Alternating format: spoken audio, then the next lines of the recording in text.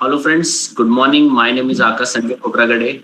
I am a coordinator at Karunakara Institute of Dalit Knowledge and PhD scholar at Delhi University.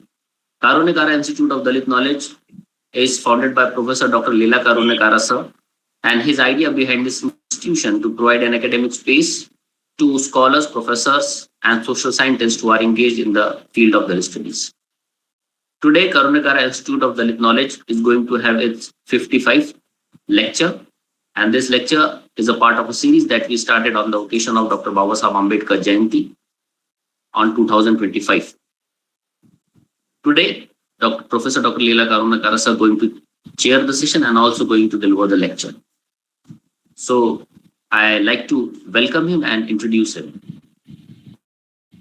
Professor Dr. Leela Karunakara is a distinguished academician, former vice chancellor, and a visionary founder of Karunakara Institute of Dalit Knowledge. A deeply accomplished scholar, he holds PhD from a prestigious Jawaharlal Nehru University, JNU, New Delhi, and has authored a seminal work, History of Dalit Identity and Modernization of Buddhism. Throughout his illustrious career, Dr. Karunakara has been innovator in higher education and social advocacy. He began his teaching journey as assistant professor in the School of Ambedkar Studies at Babasaheb Bhimrao Ambedkar University, BBAU, Lucknow, a central university, where he permanently enriched the curriculum by introducing pioneering Dalit history course in the MA history program. A staunch champion of institutional equality, he was instrumental in implementing 50% reservation for SC/ST students in BBAU admissions. And he further strengthened student and faculty representation by founding Ambedkar University Dalit Students Union in 2000 and the Babasaheb Bhimrao Ambedkar Central University SC/ST Teachers Association in 2006. Later, he brought his extensive expertise to Mahatma Gandhi Antarashtriya Hindi Vishwavidyalaya, serving with a distinguished as director cum professor at Babasaheb Ambedkar Sidhu Kanun Murmu Center for Dalit and Tribal Studies as the Dean of School of Culture and ultimately the Vice Chancellor of the university. I welcome Professor Dr. Leela Karunakara for today's lecture. Professor Karunakara going to deliver today his lecture on annihilation of caste, and it's section 16. So I request Professor Karunakara to please start his lecture.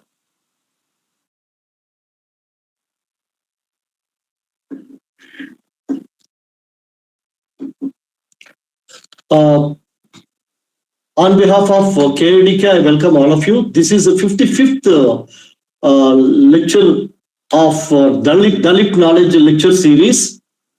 We are having this lecture since April 14th on the occasion of Ambedkar Jayanti, year 2025, 25. And we have completed almost now more than a year. And I'm glad and happy to see all of you with a commitment continuing this lecture series. Ambedkar, we know that his annihilation of caste, that is an undelivered lecture published by himself in 1936. Now it's a part of volume 1 published by Maharashtra government, as well as we have a volume 1 published by Ambedkar Foundation of Government of India. When Ambedkar wrote this annihilation of caste, we must understand that Ambedkar was talking about reforming Hindu society. As on date, Ambedkar was not he died not as a Hindu. He embraced Buddhism, that we know very well. In 1956, he embraced Buddhism. The point is here that throughout Ambedkar writings, we never come across anything which Ambedkar referred to Indus Valley civilization. So being a historian, when I read Ambedkar, I have to read Ambedkar, a thinker who was not knowing about the Indus Valley civilization. Because during the time of Ambedkar, Indus Valley civilization was not popularly the research on Indus Valley civilization was not popularly made available to him. That's one point. The another point, Ambedkar was writing all these things as to reform Hindu society, which 1956 he left that Hinduism. So taking into account all these things, we need to understand all Ambedkar writings, particularly to do with history and society. Had Ambedkar known what was the Indus Valley civilization, his ideas would have been different, probably different, because all his ideas started with the Aryan's Vedic literature. And he was hopeful of Hindus, caste Hindus particularly, to reform the Hindu society. So 1936 he wrote this Annihilation of Caste and Caste in India, that 1916. So taking into account all these things, I would like to contextualize Ambedkar ideas, particularly on annihilation of caste, from the Dalit point of view.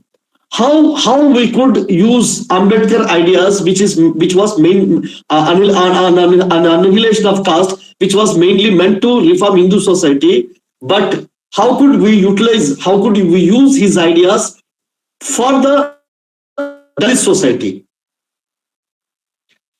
That is the background of the purpose of these lectures on annihilation of caste. Otherwise, reading of annihilation of caste, we are all reading it, and many people are discussing on annihilation of caste. But we are not in 1936; we are in 2026. So we need to understand annihilation of caste.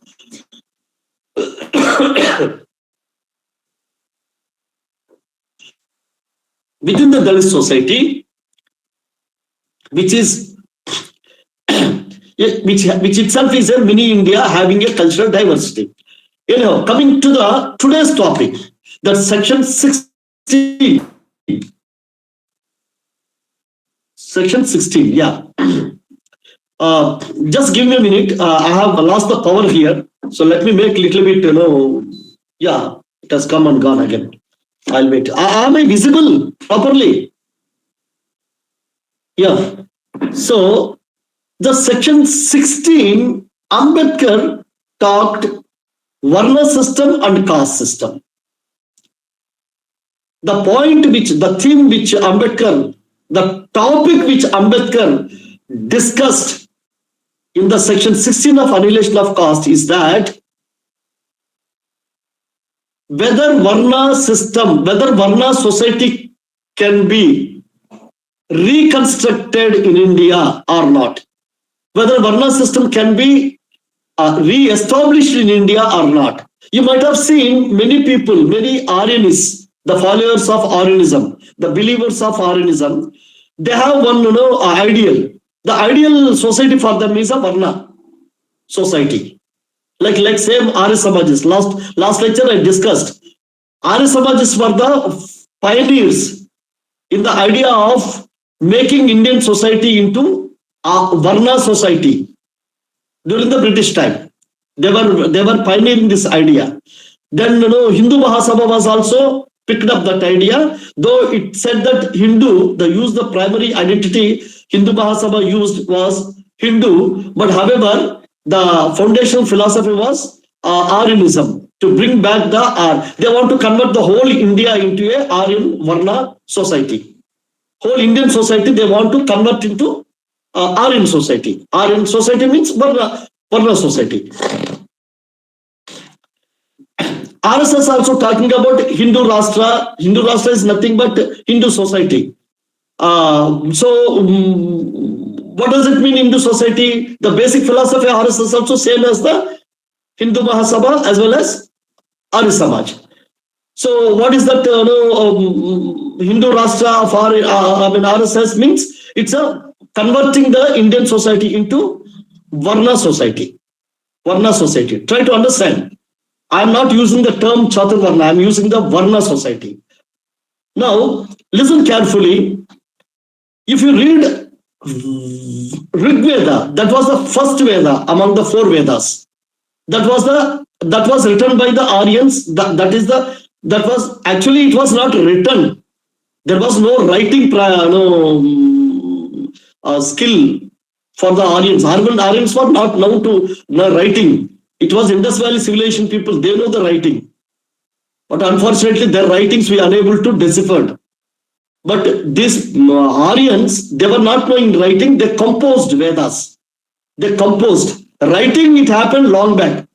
And Rig Veda was reconstructed in the medieval age.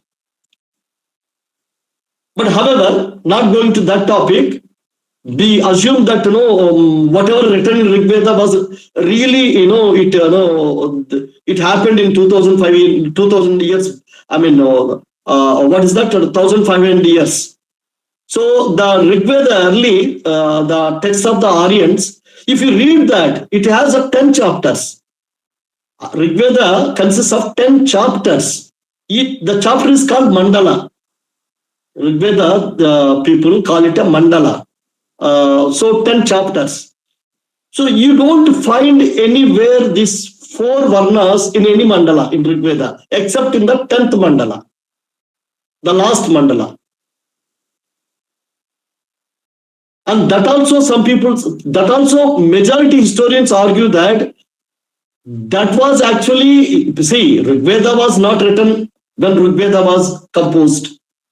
Composed means orally composed. That's why they give more importance to memory.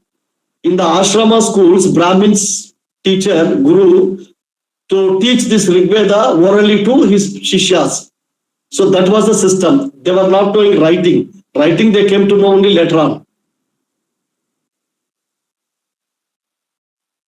So the majority historians argue that these 4 Varnas also though deliberately added to the Rig Veda in the 10th Mandala. That too, not at the time of Rig Veda, it was added later on, maybe after Buddha. Even if we believe that Purusha Sukta, that Purusha Sukta in the 10th Mandala I'm talking. Purusha Sukta that talks about 4 Varnas, Brahmin, Kshatriya and Vaishya. These are the 4 Chatur Varna. This is Purusha Sukta, which you can find in Rig Veda 10th Mandala. But all these 10th Mandalas were composed by the Aryans at the around 1500 BC, before Christ. 1500 before the birth of Christ, Aryans composed, not written, composed these 10 Mandalas.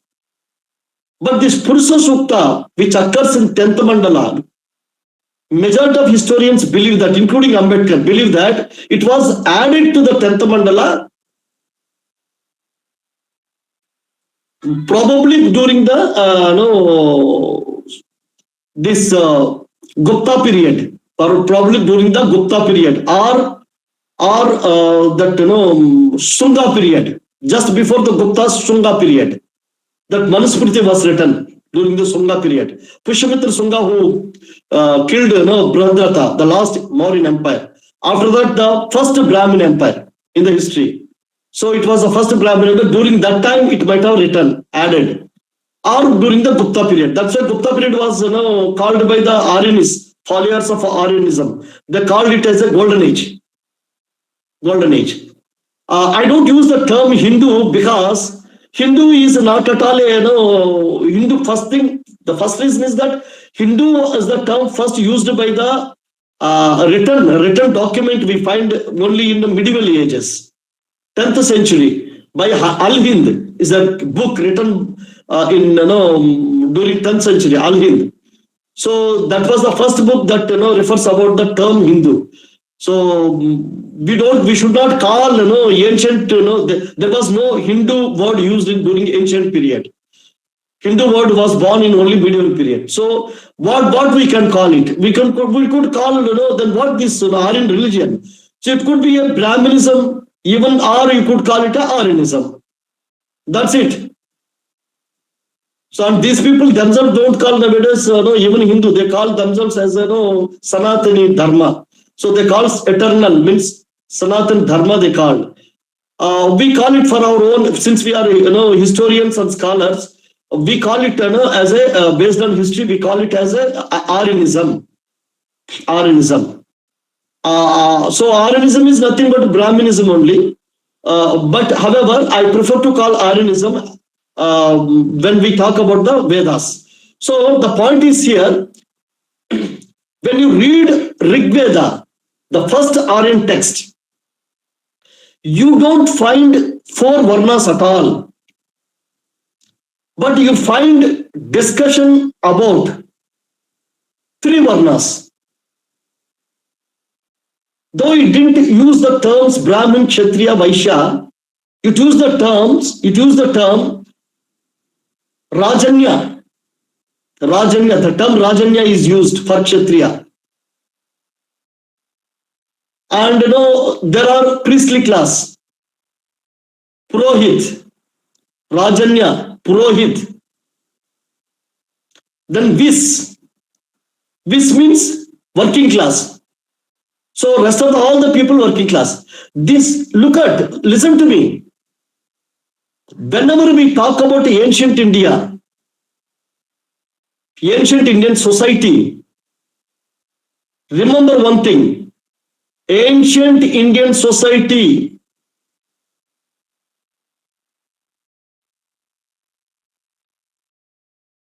consists of not one society. There were many societies in ancient India. The land between Himalayas to Indian Ocean, the land between Himalayas to Indian Ocean,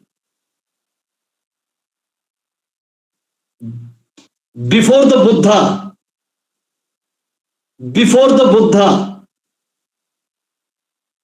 on the land between Himalayas to Indian Ocean, there were many societies. Every race was a society. There were broadly 5 major races before the Buddha.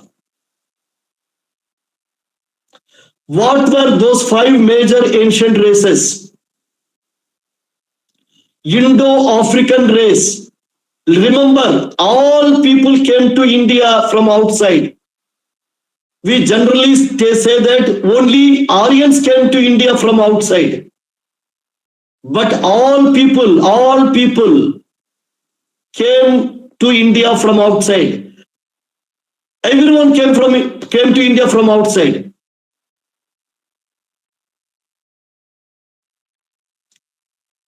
In the beginning, in India, there were no people, no humans. All people came from outside. The first race that came to India was African race. I would like to call them Indo-African race. Since they were the first people to settle in India, they are known as Adivasi.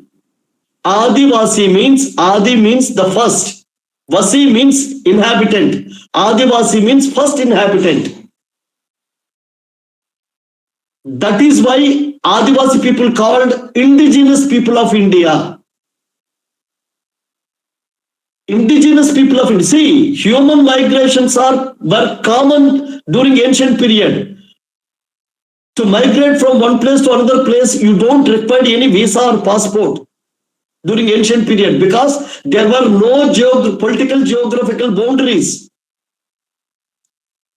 And it's not that within 1 hour or 1 day, one month or 1 year, people migrate from one place to another place. It took so many years for the early migrants during ancient period. Anyhow, now I'm not going to the history of the ancient period. What I'm trying to say that the first race that came to India was Indo-African race, who are Adivasi. So they have their own society, Adivasi society. They are nothing to do with the Varna system because Aryans didn't even come that time. Aryans didn't even migrate to the India. This is, I'm talking before Aryans came to India. The second race that came to India was Indo-Semite race. This Indo-Semite race is known as Dalit race. They came to India from Middle East Asia. Dalit race. The third race that came to India was Indo-Dravidian race. Indo-Dravidian race. That is known as Shudra. All Shudras from Himalayas to Indian Ocean. All Shudras from Jammu Kashmir to Kanyakumari. From Punjab to Assam. All Shudras are Dravidians. Whether you speak Dravidian language or not today, but you are a Dravidian. Shudra is a Dravidian. They stopped speaking Dravidian languages some point of time of the history.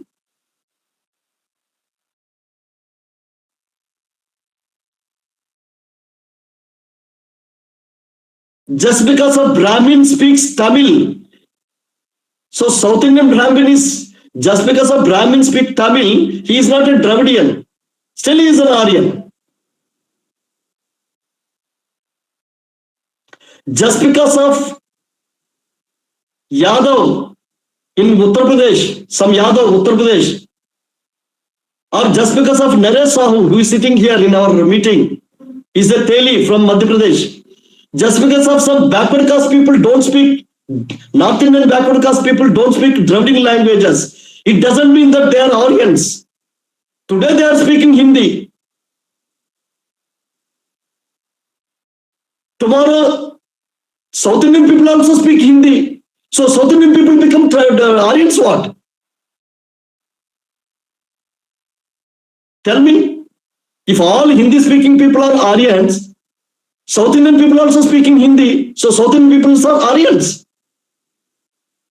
No. My point is that in the ancient period, all Shudras were Dravidians. They were speaking Dravidian language. Some point of the history, they lost their own language. They started speaking Aryan languages.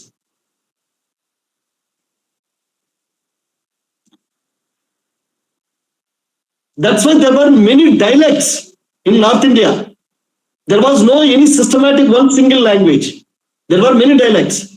So the point is here that Dravidians were the third race who came to India, migrated to India, who are known as Shudra. So Dravidians have Dravidian society.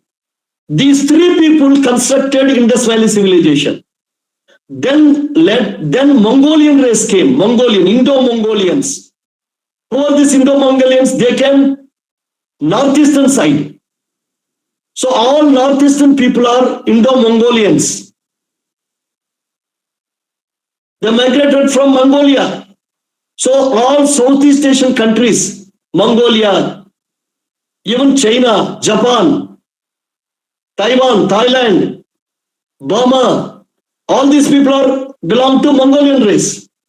So Mongolians who came to India, Indo-Mongolians. Africans who came to India, Indo-Africans. Semites who came to India, Indo-Semites. Dravidians who came to India, Indo-Dravidians. Very strangely, only Aryans are called Indo-Aryans.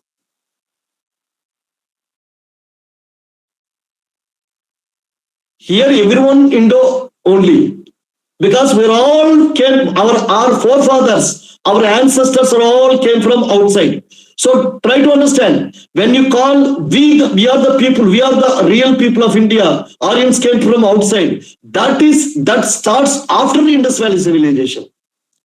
If we take Indus Valley civilization as the basis of indigenous people, then Dalits that's the Adivasis, Indo-Africans, Dalits, that is Indo-Semites, and Shudras, that's the Indo-Dravidians. These three were the builders of Indus Valley civilization. Since Indus Valley civilization was the first civilization of India, that is the reason these three people are called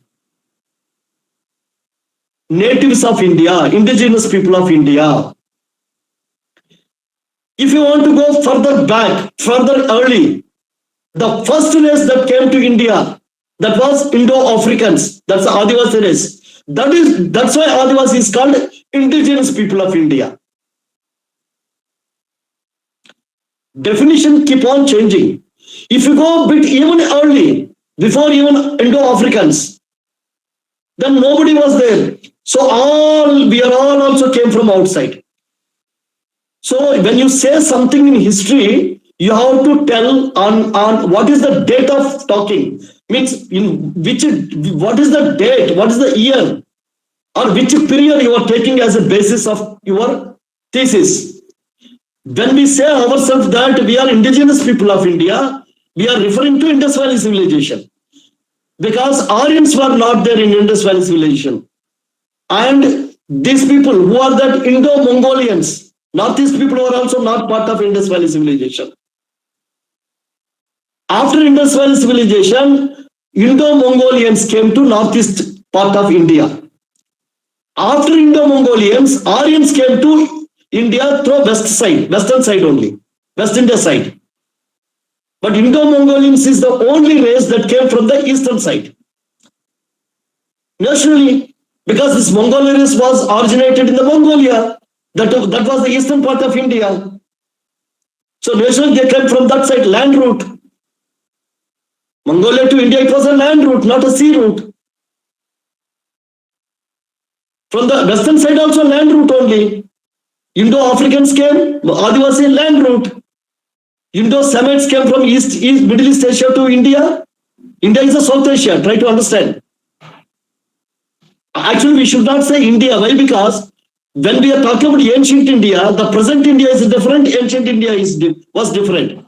Ancient India was consisting of Pakistan, Bangladesh, even some parts of Afghanistan. If we talk about the western part of India, so we should say South Asia. When you talk about the ancient history, it was the history of South Asia. It was not the history of India as today. Coming back to our point, Varna system, there were three Varnas. See, now after Indus Valley civilization, this Indo-Aryans came to India. Indo-Africans, Adivasi, only one society, only one race. Indo-Semites came from the Middle East Asia to India, Dalits. Semites who are known as Dalits, they came to India. Semites, there are different groups of Semites. The Semites known as Dalits who came to India before the Indus Valley civilization, after the Adivasi. Then after Indo-Semites, Dravidians came, Indo-Dravidians. They are called Shudra. They are known as a Shudra because there is a king, Sudas. After his name, they are known as a Shudra.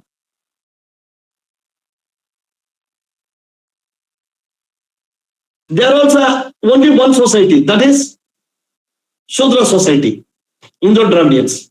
Indo-Dravidians called Shudra. Indo-Africans are called Adivasi. Indo-Semites are called Dalits. Indo-Dravidians are called Shudra. The name is derived from their own king Sudas. Dasa. These people are called also Dasa by the Aryans.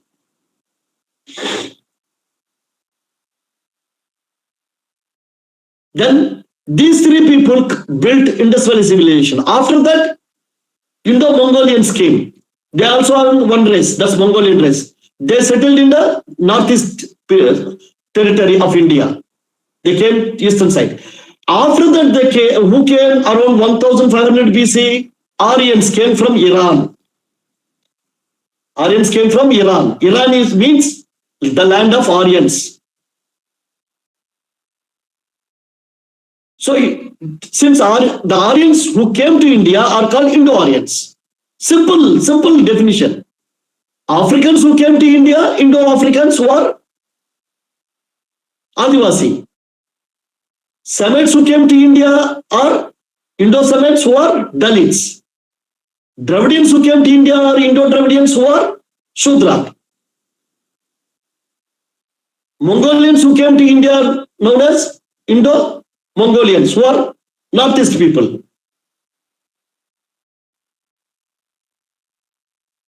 Aryans who came to India are known as Indo-Aryans. But Indo-Aryans they divided themselves into three varnas. Indo-Aryan. So when we are talking about Indo-Aryan society, don't think that Indo-Aryan society was the society of India. Many people make this mistake. When we talk about ancient Indian society, we talk about Aryan society. And how could Aryan society was the only Indian society? Unfortunately, neither Adivasi society, nor Dalit society, nor Dravidian society could not protect their written material. Even Aryans were not having any written material. It was later on composed, later on written. But they have given to their own generations and generation orally. That's why we come to know about what was the Aryan society. But doesn't mean that ancient Indian society was totally about Aryan society. No. So we should not mistaken when we talk about Varna system. When we are talking about Varna system, we are talking about when we talk about the Varna society, we are talking about the Aryan society, not the whole Indian society. Try to understand this. Varna society, in the beginning, as I said, there were only three Varnas: Brahmin, Kshatriya, and Vaishya. Now exclusively we are talking about Aryan society. When we talk about the Varna society, we are talking about only Aryan society in ancient India, not about the rest of other societies. Adivasis were nothing to do with this Aryan Varna society. Dalits were nothing to do with Aryan Varna society. Dravidians Shudras were nothing to do with Aryan society. So in the beginning, there was only Aryan society was divided into three Varnas. And we are not Aryans. And we are talking about who are these Aryans? Who are these three Varnas? Brahmin, Kshatriya, Vaishya. So in the early parts of Rigveda mentions only three Varnas: Rajanya, Purahit, Vis. Rajanya, Purahit, Vis. Very interestingly, the initial books very interestingly, Rigveda keeps Rajanya as a first, because only Rajanya means king, Raja. He is having the power. He is having the power. So he was the top. Then comes the Purahit, then comes the Vis.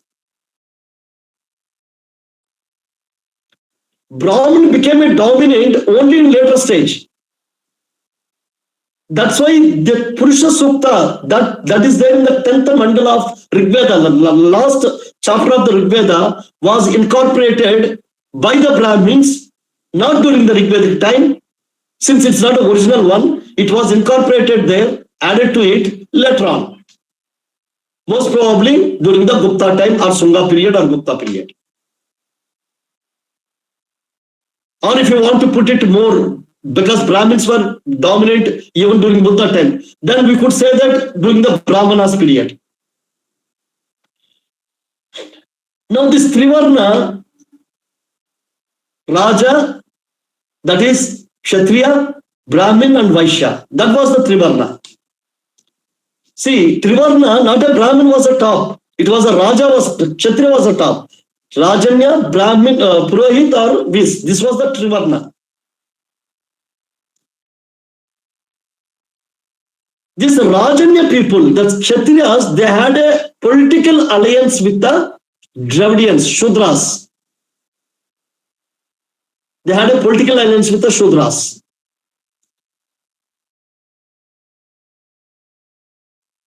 This political, socio-political alliance. When they had a socio-political alliance, Dravidians were converted into Aryan culture.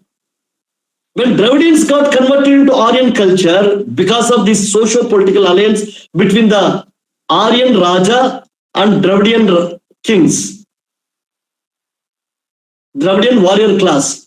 So they got the Dravidian Shudras became part of the Aryan society, Aryan Varna society. So then what happened?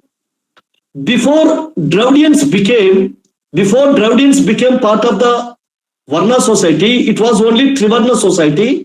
Since all the three Varnas were Aryans, there was the Varna society based on only worth, not on birth.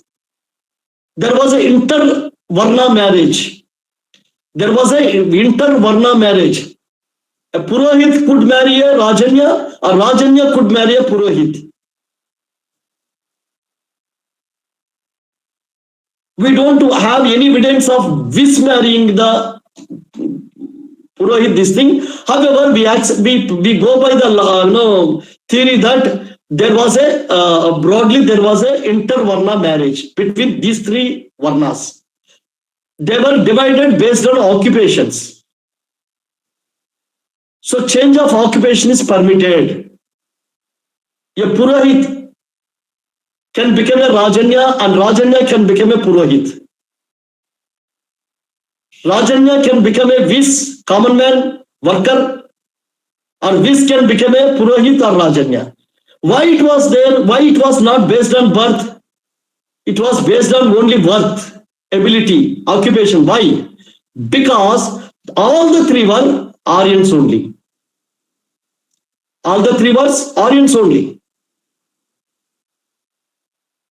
Problem came when the Dravidians, Shudra, also became part of this Varna system. When the Shudra warrior class made an alliance with the Rajanya, the dominant Varna within the Trivarna system.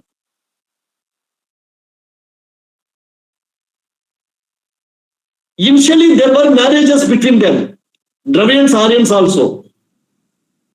Initially, but slowly they realized that their Aryan race is becoming polluted because of these inter-Varna marriages.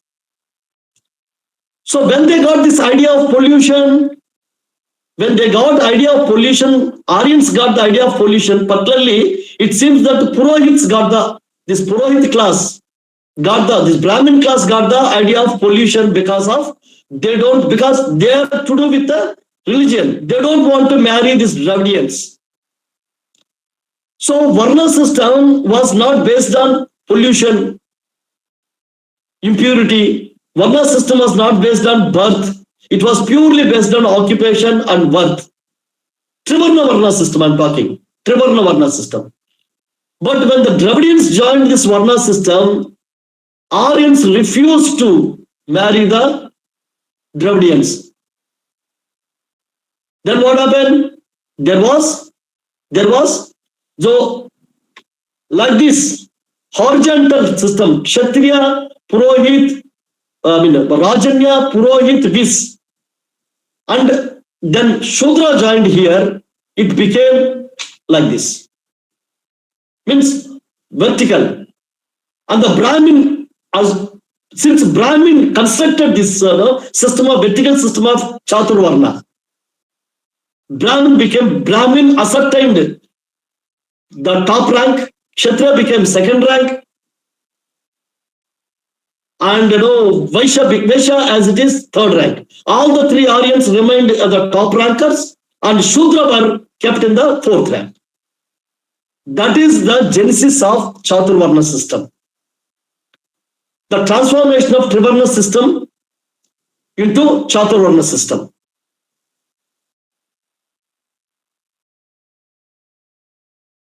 This purity pollution idea not only stopped with that, it started entering into within the Varna also. Then caste started developed in each Varna.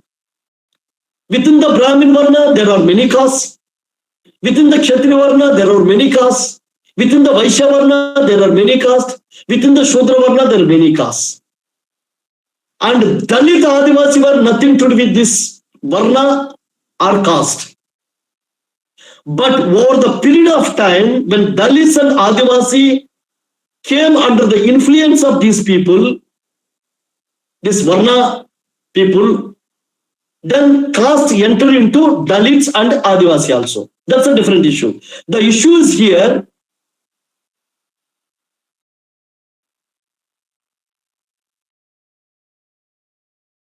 followers of Aryanism, Aryanists who are followers of Aryanism, they want to reconstruct, re-establish, or they want to convert the whole Indian society, the present day modern Indian society, into Aryan society, Varna society. Now the question is, they argue that we will have a four Varnas. These Aryanists are propagating that, they're proposing that they want to, they're not proposing, they're trying to convert whole Indian society into four Varna society, not a Trivarna, four Varna society. So the question is that if you convert the whole Indian society into four Varna society, where do you keep Dalit and Adivasi? In which Varna? That's a fundamental question. Where do you keep women? In which Varna? Because ancient, that Chaturvarna society, women separately not given, woman was separately not given any Varna. All women was treated as a Shudra, theoretically.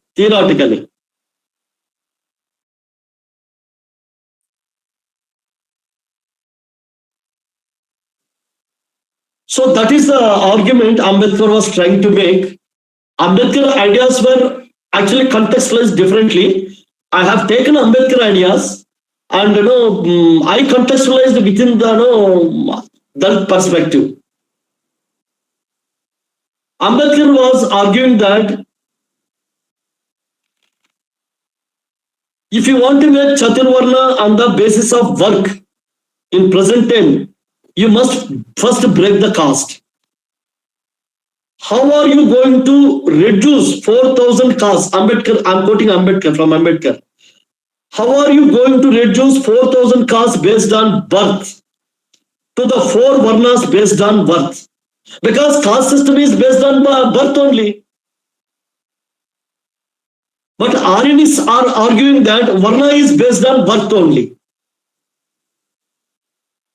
Aryanist says that all four Varna can marry with each other.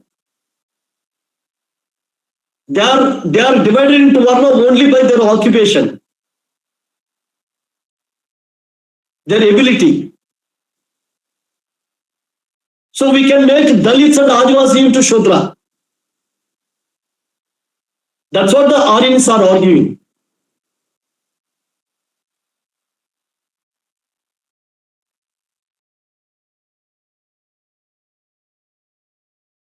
How Ambedkar questions them that how could you accommodate 4,000 castes into four Varnas?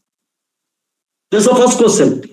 Another question, that it is impossible to identify who is having what kind of worth, capability. Because worth or capability are skills that can be changed anytime. A person publicly is a good person, privately is very worst kind of evil person. Then what you do? Which one we are going to put him? How could you identify? Who is going to, how to maintain the Varna system based on the birth? Because people keep on changing their ability, their mindsets.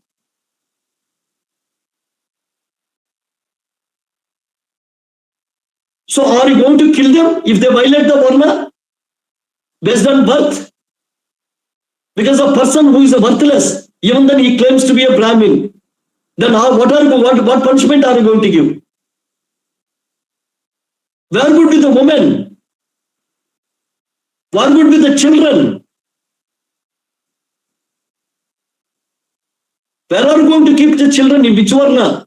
These are the questions Ambedkar raised broadly. So I am putting all these things as far as I am concerned as a historian. I am concerned, my understanding of Varna system is there was the worth-based Varna system was not a Chaturvarna system, was never on the basis of worth. Only Trivarna system was based on worth. When Trivarna system became a Chaturvarna, it was based on birth only. Then onwards, the caste emerged within the Varna. So this is my methodology, my perspective, which I call Dalit perspective. It's my own historical construction. Otherwise, there is a lot of confusion. After conversion of Dravidians into Aryan society, Aryan culture, they become part of Aryan society. Once the Dravidians who are Shudras got converted to Aryan culture and became the part of Aryan society. But Aryan society, initially it was Trivarna. Once the Shudra joined, it became 4 Varna, Chaturvarna. So Trivarna was based on birth, Chaturvarna based on birth. Once it was based on birth, naturally the extension of the same logic happened and 4 Varnas became 4,000 castes. Today there are 4,000 castes. How these 4 Varnas became 4,000 castes? Because Varna system transferred from birth to the birth. Why it was transferred from birth to the birth? It was transformed from the birth system to the birth system because Aryans and Dravidians, though they joined together in a same society, but after all, they are historically different races. So Aryans did not want to marry the Dravidians. Then occupation gone. Then became the birth. That's why there were many Shudra kings are there. Were there Shudra kings in the ancient India? There were many Shudra kings. Even then they were looked down. Why? Because they were Dravidians. So we need to understand ancient history not only from the perspective of the Varna. We should understand perspective of the race. As long as you understand ancient society only from the perspective of Aryan Varna, we are in a confusion. We need to understand ancient society from the perspective of race. That is the Dalit historical perspective. Dalit historical perspective is centered around the race, identity of race. So this is what for today. Thank you very much. Jai Bhim, Jai Bharat. Thank you, sir. Thank you, sir. Thank you for delivering a very important lecture for all of us. And it is an important for us to how to understand the Dalit perspective with respect to caste and race. Thank you, sir. I just like to request Professor Karunagara sir to say something about Chhatrapati Shahu Maharaj, because yesterday we celebrated his 152 birth anniversary. So As a Karunakara Institute of Dalit Knowledge, he is a very important historical figure of Dalit history. So I request Professor Karunakara sir to please share some words for in his respect. Chhatrapati Shahu Maharaj. All we know, we are all scholars. Repetition of facts not going to give us a new knowledge. However, I would like to focus on one singular point, that is Chhatrapati Shahu Maharaj was regarded as a father of modern reservation policy. Why I call it a modern reservation policy? There was one reservation policy in the ancient period. That is a Brahmin reservation policy. Only Brahmin should read, study. That is a Brahmin reservation policy. Chhatrapati Shahu Maharaj introduced a modern reservation policy where anybody can get education. Anybody can read and write. Anybody can become educated. Since during his rule also, though he was a king, ruler, in his own territory also, under his rule also, society was not accepting non-Brahmins to get education. Particularly the Dalits, Adivasi and Shudras were not accepted, not allowed to get education. Chhatrapati Shahu Maharaj was a Shudra, great Shudra king. He brought a kind of social revolution, an educational revolution. He broken the traditional education structure by reserving the educational seats, jobs in the administration to the Shudra and Dalits and all marginalized people. So he is regarded as the father of modern education, a modern reservation policy. We are happy to remember him on the occasion of Chhatrapati Shahu Maharaj birth anniversary, which we celebrated yesterday. KIDK proudly celebrates the great Shudra king Chhatrapati Shahu Maharaj, remembering his greatest contribution, that giving reservation to the marginalized sections of society, the Shudras, Dalits, Adivasi, reservation in the educational institutions as well as in the jobs. So with this, we could always remember him as our forefather. Thank you very much. Jai Bhim, Jai Bharat. Thank you, sir. Thank you, sir. Thank you, sir. With this word, sir, can we go for a question answer session or? No, if anybody wants to say something, question and session, we can have some other time also.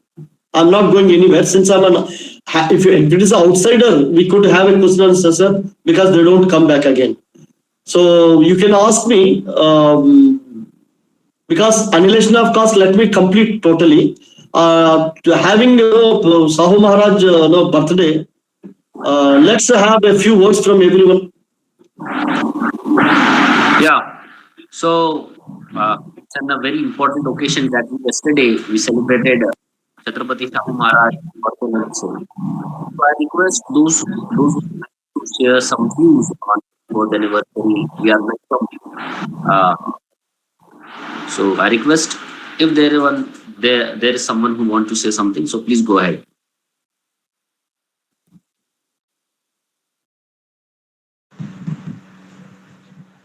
Jai Bhim to all.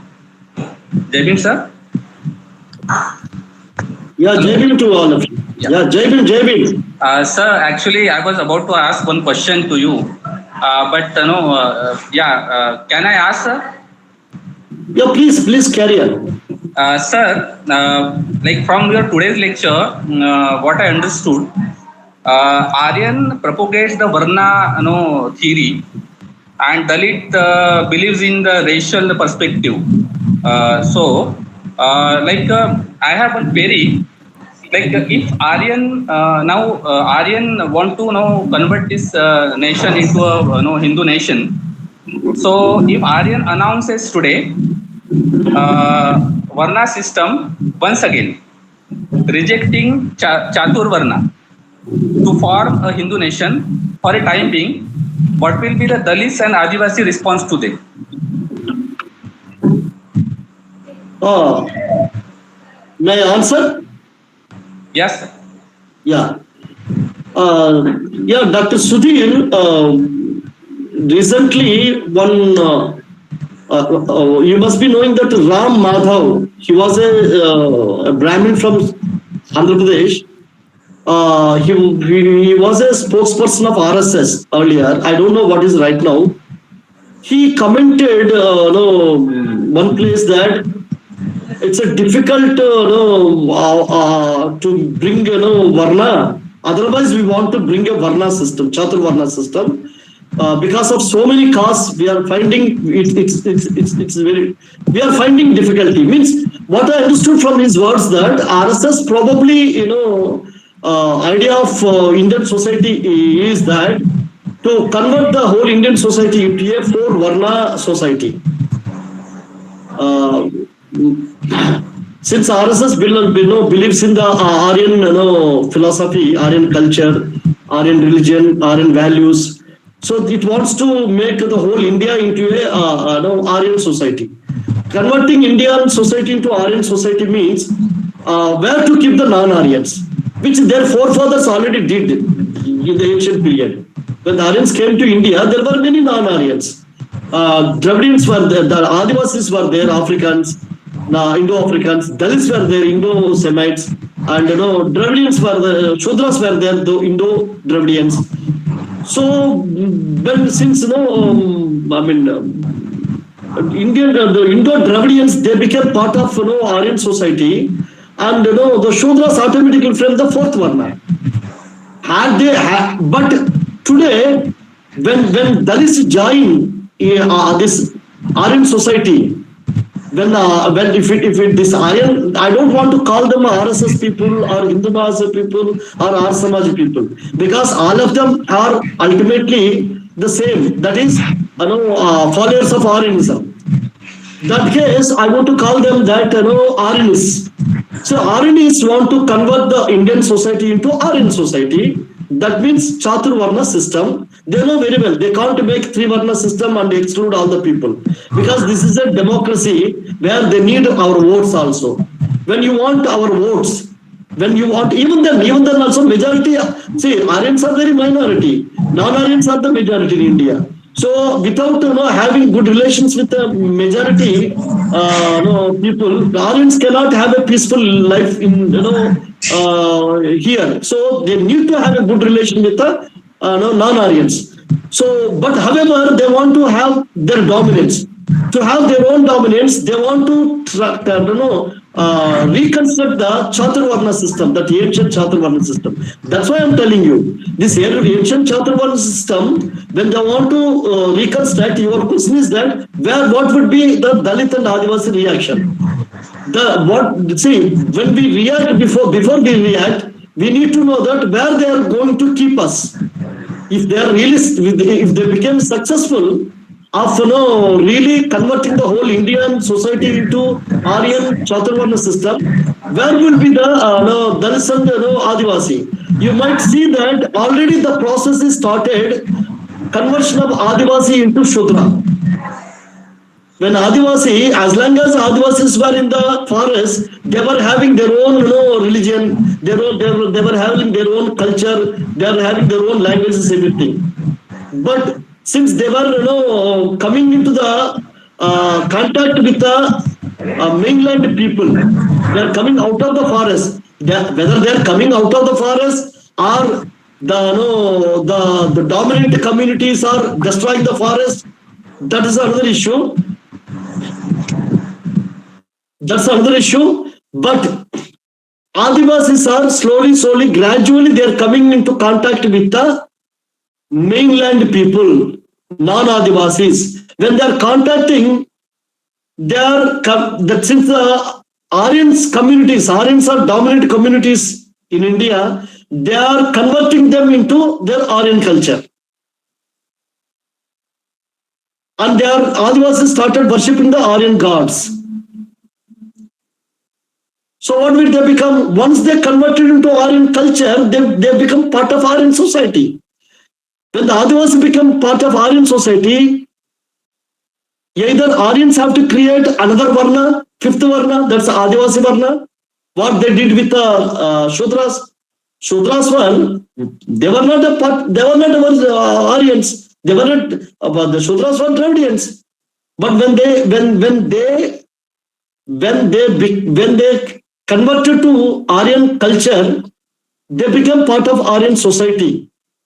When they become Aryan society, Aryans created one more Varna, that's a Shudra. Means they added the Shudras into another Varna. So now in the modern India, at present contemporary India, Aryans, either they have to create the fifth Varna, that's Adivasi.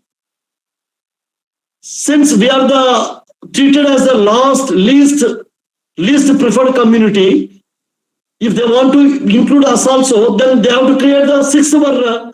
That is, what is it called? Then it becomes, six Varna system, which they don't want to do. You are asking the reality, how we react. Before we react, let us first know that what they want to do actually.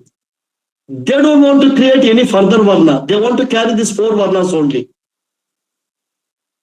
Because their forefathers stopped with the four Varnas. They didn't convert Dalits or Adivasi. Adivasi were in the forest. They treated Dalits as untouchables. So there was no issue of converting these two into their Aryan society, part of Aryan society. They converted only Dravidians, the Shudras, Shudra Dravidians, and made into a part of Aryan society. Now, today, the present Aryans, they want to include us part of their society. Because of the vote bank. They want our votes. And not only that, they want to rule, they want to dominate us. If they want to dominate us, they have to bring us into their system. If you are out of system, how can they dominate you? You have to under their system, within their system, within their society. They are the rulers of their society. So unless you are within their society, they can dominate. They can't dominate you. So to bring Dalits and Adivasi into their society, and at the same time they don't want to create any other extra Varna, they are keeping us in the Shudra Varna only. So Dalit who is converted to Aryan religion, he is becoming Shudra, though he is not a Shudra. Shudra is a community. Shudra is an Indo-Dravidian. Indo-Dravidians are known as Shudra. Like Indo-Africans are known as Adivasi. Indo-Semites are known as Dalits. Like that, Indo-Dravidians are known as Shudra. So Adivasi is not a Shudra. Dalits are not a Shudra. Because Adivasis are not Indo-Dravidians. And Dalits are not Indo-Dravidians. But we have lost our own historical memory. So conveniently they are using the Hindu identity. Very conveniently they are using the Hindu identity, which they themselves don't accept. They are using this Hindu identity as a strategy. But they don't themselves accept this Hindu identity. They call themselves as Aryan, Sanatani or Dharmi, something like that. Or Brahmin, Kshatriya, Vaishya, which are the Aryan, that's what Indo-Aryans known as Brahmin, Kshatriya, Vaishya. Indo-Dravidian is known as Shudra. Where is the confusion? The confusion is created because history is never written from this perspective, which I am talking. You may call it a Karnakara perspective of history, or you may call it a Dalit perspective of history. Ambedkar could not put into this perspective because at the time of Ambedkar, there was no Indus Valley civilization research available to him. Otherwise, Ambedkar certainly would have taken into account his thesis on the basis of Indus Valley civilization. But Ambedkar's whole historical thesis based on only starts with the Vedic literature. That's why you don't come across Ambedkar, reference to Ambedkar never referred to Indus Valley civilization in all of his writings. Never find. So try to understand me that being a historian, I have to take into account the recent research on history. I can't exclude the Indus Valley civilization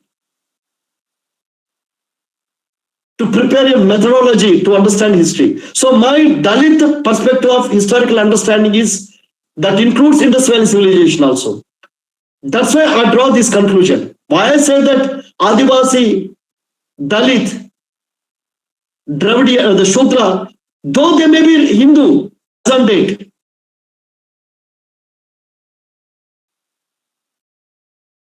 but for Hindu, they are Dravidian.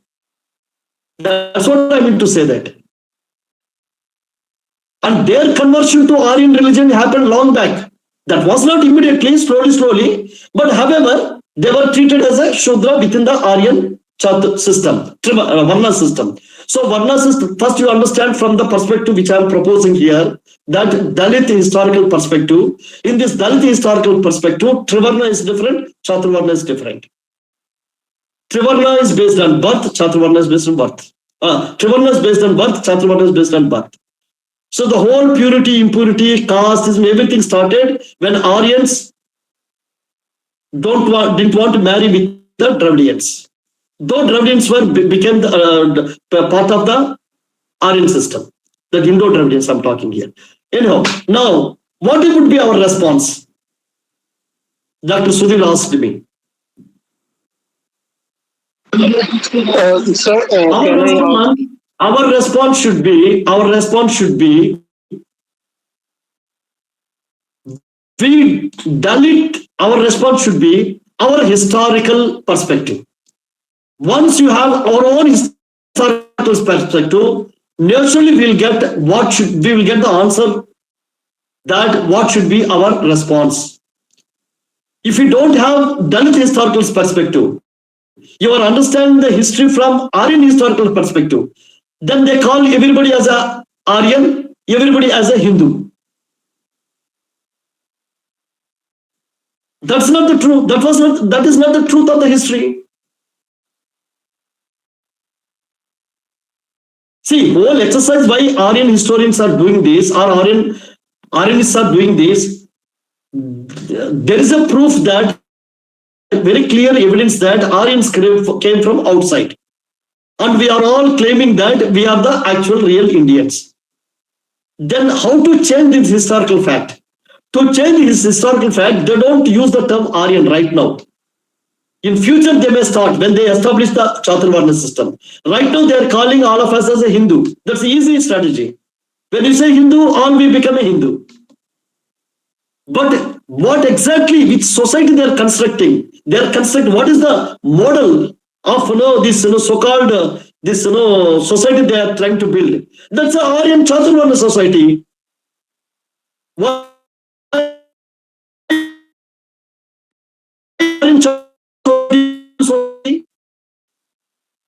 in Hindu society, not also. That is nobody questioning. Why? Because we are not looking at the from the perspective. Dalit Indian perspective is a central. Now, when we know from our own history perspective, then we know that we are different from Aryans.